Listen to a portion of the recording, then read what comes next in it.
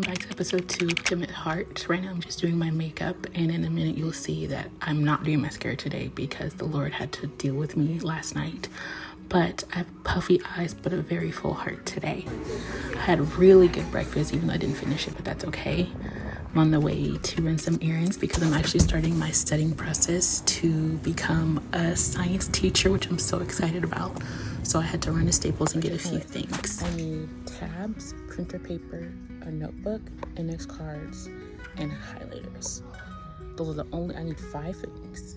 And I need to stay on budget. Everything else is not on the budget. So far to study, I have 2 CSET science books. And then I also had to run to Barnes & Noble and get another self-paced, self-taught bio book.